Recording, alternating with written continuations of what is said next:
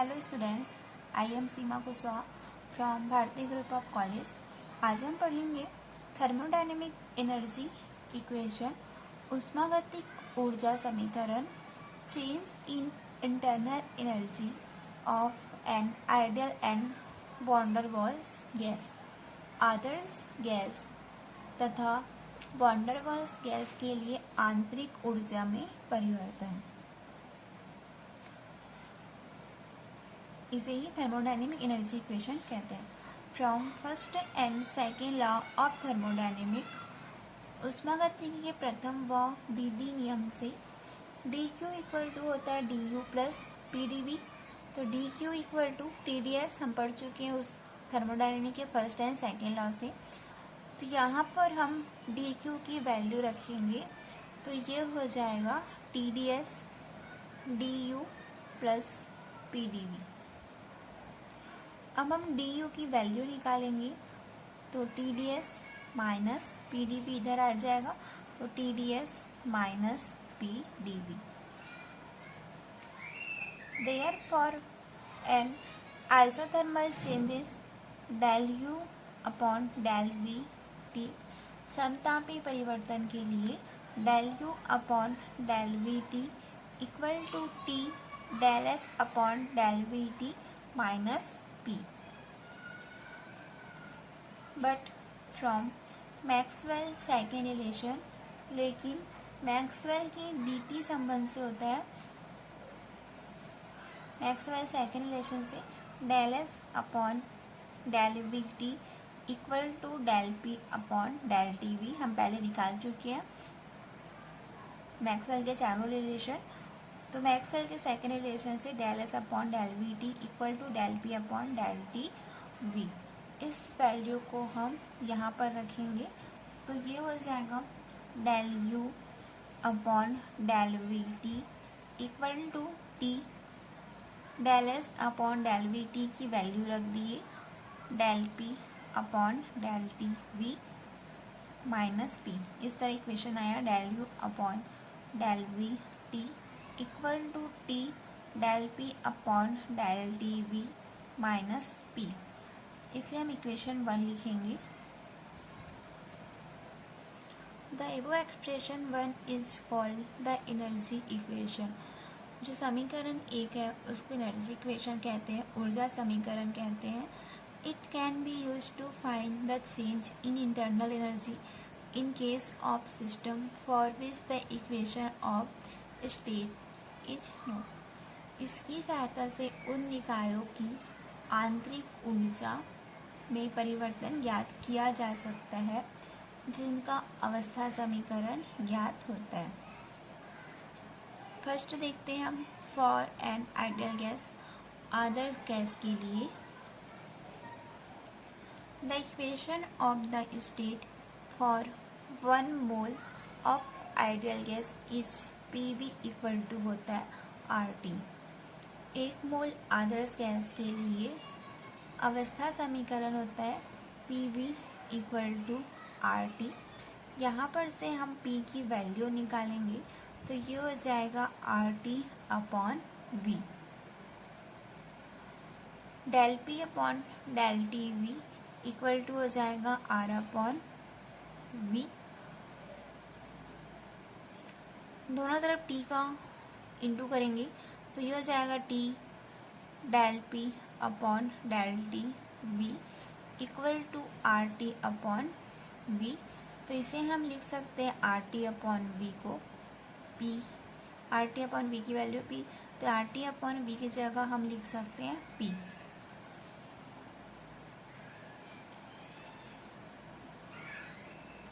From equation 1 से del U upon del V T equal to P minus P।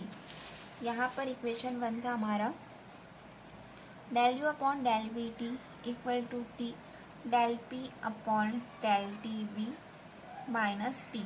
तो हम यहाँ पर टी डेल टी वी की वैल्यू रखेंगे P, तो ये हो जाएगा P माइनस P।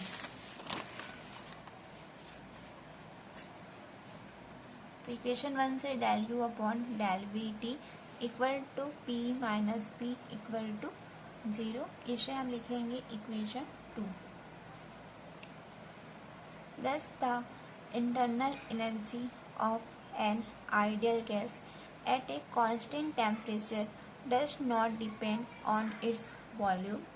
अर्थात नियत ताप पर आदर्श गैस की आंतरिक ऊर्जा वो गैस के आयतन पर निर्भर नहीं करती, जो गैस का वॉल्यूम है उस पर डिपेंड नहीं करता। In other word, the internal energy of an ideal gas remains constant of N isothermal compression और आइसोथर्मल एक्सपेंशन। दूसरे शब्द तुम बोल सकते हैं कि जो आदर्श गैस का समतापी प्रसार है, यह समतापी संपीड़न में गैस की आंतरिक ऊर्जा है वो अपरिवर्तित रहती है। There is no change in temperature when an ideal gas undergoes.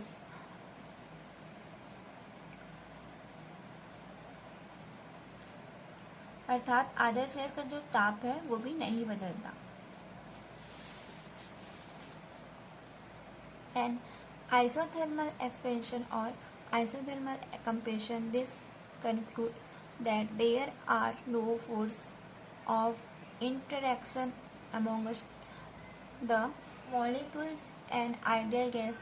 This is called the Joule law। और इससे निष्कर्ष निकलता है कि आदर्श गैस के अणुओं के मध्य कोई भी बल नहीं लगता और इसे ही जूल का नियम कहते हैं। अर्थात ये बोल रहे हैं कि जो नियत ताप पर आदर्श गैस की आंतरिक ऊर्जा है और गैस का आयतन पर निर्भर नहीं करती।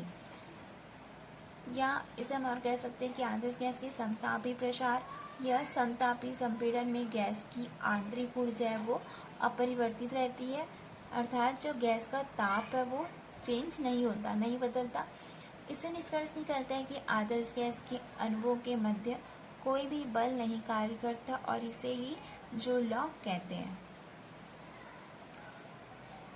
सेकेंड देखते हैं हम, फॉर ए रियल गैस, या इसी को बोल सकते हैं आर्क और करके van der Waals gas. The equation of state for 1 mole of van der Waal gas is. 1 mole वास्तविक गैस के लिए वॉन डेर वाल अवस्था समीकरण से होगा। एक मोल वास्तविक गैस के लिए वॉन डेर वाल अवस्था समीकरण से P plus A upon V square B minus B equal to RT। यहाँ पर हम P की वैल्यू निकालेंगे तो ये हो जाएगा RT अपॉन में ये आ जाएगा B minus B minus A upon V square. Del P upon del T V की वैल्यू निकालेंगे तो ये हो जाएगा R upon B minus B. Hence from equation 1 में हम del P upon del T V की वैल्यू रखेंगे। तो इक्वेशन 1 था हमारा del U upon del V T. Equation 1 था हमारा del U upon del V T equal to T del P upon del T V minus P। तो यहाँ पर हम del P upon del T V की value रखेंगे।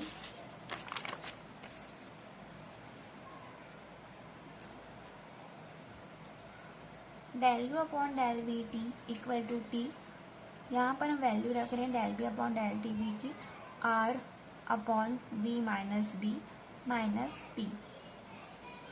Solve करेंगे इसे तो ये आ जाएगा A अपॉन वी स्क्वेयर। यहाँ से हम इसको अगर इधर ले जाते हैं तो ये हो जाएगा RB minus B minus P होगा। तो यहाँ पर A अपॉन वी स्क्वायर आएगी उसकी वैल्यू, तो यहाँ पर हम उसकी वैल्यू रखेंगे equal to A upon V square. इसे हम लिखेंगे equation number 3।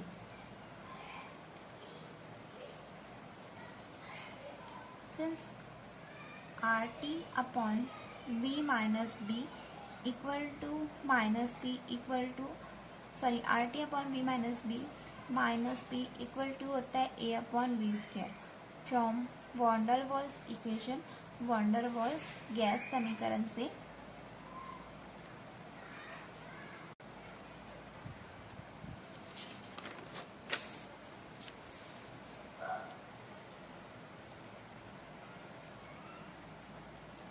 It is clear from equation 3 that del Q upon del Vt is a positive quantity.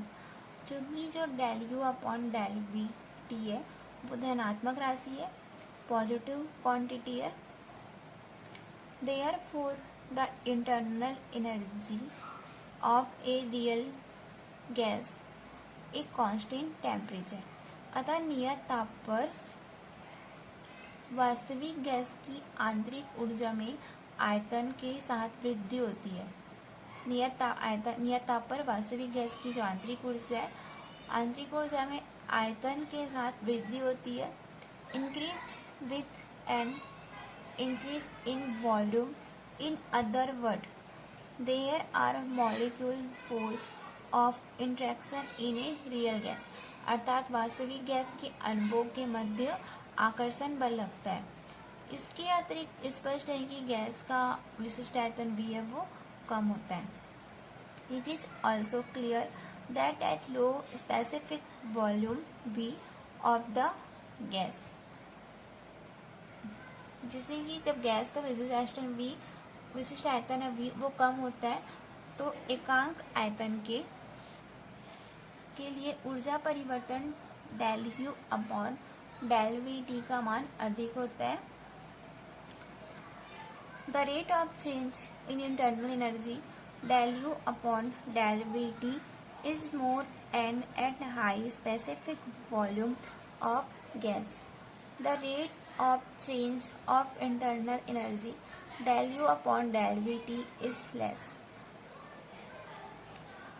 अतः जो निम्न ताप पर वास्तविक गैसों का व्यवहार आदर्श गैस के व्यवहार के पास ही होता है, जो कि वॉन डेर वाल्स समीकरण में A अपॉन वी स्क्वायर अणुओं के मध्य आकर्षण बलों के कारण गैस का आंतरिक दाब है. अतः del U upon del Vt को निकाय का आंतरिक दाब भी कहते हैं. We know that the internal energy U is the point function of the state of the system. जो कि आंतरिक ऊर्जा है, जो इंटरनल एनर्जी है U, वो अवस्था का बिंदु फलन है. अतः इंटरनल एनर्जी आंतरिक ऊर्जा U, आयतन V और ताप T का फलन है.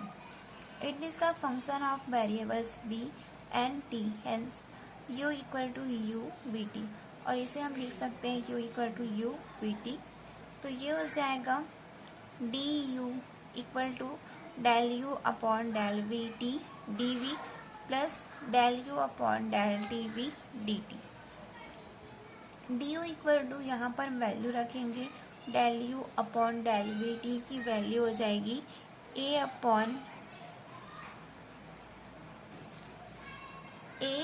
Upon V square dV plus CV dt.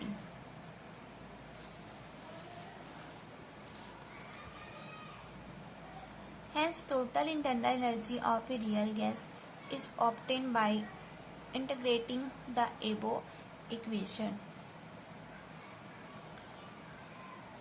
तो ये हो जाएगा U इक्वल टू वास्तविक गैस की आंतरिक ऊर्जा से U equal to A upon V square dV equal to CV dt plus U not.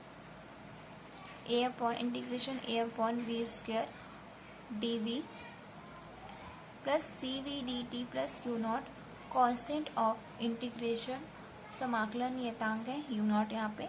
तो U इक्वल टू सॉल्व करेंगे इसे, तो ये हो जाएगा minus A upon B plus CV T का इंटीग्रेशन हो जाएगा dt का T प्लस U नॉट. इसे हम इक्वेशन 4 लिखेंगे. Here U naught can be assumed to be 0 for the of convention, then U equal to minus A upon B plus CV dt. The term minus A upon B is the potential energy of gas due to intermolecular attractive forces. जहाँ U naught है वो एक समाकलन नियतांक है तथा minus A upon B gas के अंतर आणविक आकर्षण बलों के कारण गैस की स्थितिज ऊर्जा है। तो इसे ही उष्मागतिक ऊर्जा समीकरण कहते हैं, थर्मोडायनेमिक एनर्जी इक्वेशन कहते हैं, और आदर्श गैस तथा वान डेर वाल गैस के लिए आंतरिक ऊर्जा में परिवर्तन है।